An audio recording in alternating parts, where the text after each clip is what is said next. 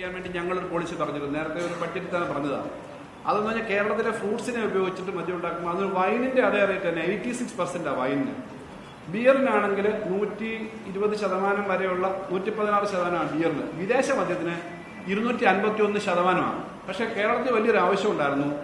വീര്യം കുറഞ്ഞ alcohol wine എന്ന് വെച്ചാൽ ഫ്രൂട്ട്സിൽ നിന്ന് എടുക്കുന്നതിനകത്ത് ആൽക്കഹോൾ ഉണ്ടെങ്കിലും ഫ്രൂട്ടിൽ നിന്ന് എടുക്കുന്നത് വൈനായിട്ട് കണക്ക് വെക്കുന്നത് ബിയർ വേറൊരു കാറ്റഗറിയാണ്. അതേസമയം ആൽക്കഹോളിനകത്ത് എത്ര വെള്ളം ചേർക്കുന്നു അല്ലെങ്കിൽ എന്താണോ അത് ലൈറ്റ് ആക്കുന്നത് അതനുസരിച്ചിട്ടാണ് അതിൻ്റെ ഈ ലഹരിയുടെ പെർസെന്റ് വരുന്നത് ആൽക്കഹോൾ. അങ്ങനെ ഒരു 0.5% മുതൽ 10% വരെ വീര്യമുള്ള മദ്യത്തിന് 120% പുതിയൊരു നികുതി ഫിക്സ് ചെയ്തിരിക്കുന്നു. രണ്ടാമത്തത് 10 മുതൽ 20% വരെയുള്ള മദ്യത്തിന് 175% ഫിക്സ് ചെയ്തിരിക്കുന്നു.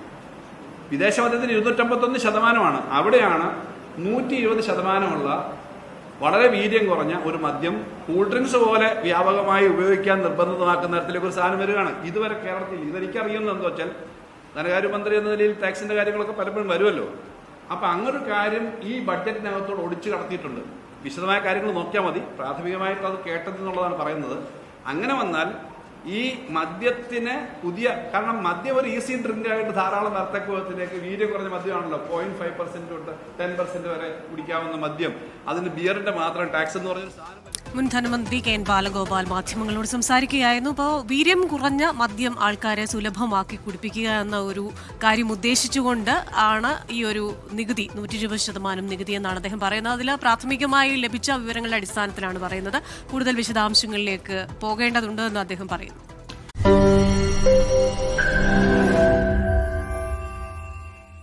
ലോകത്തെവിടെയായാലും ഏത് സമയത്തും 24 വാർത്തകളും ഓഗ്മെന്റഡ് റിയാലിറ്റി പാക്കേജുകളും എക്സ്പ്ലെയിനറുകളും വിശദമായി കാണാൻ ഞങ്ങളുടെ യൂട്യൂബ് ചാനൽ നിങ്ങൾക്ക് സബ്സ്ക്രൈബ് ചെയ്യാം.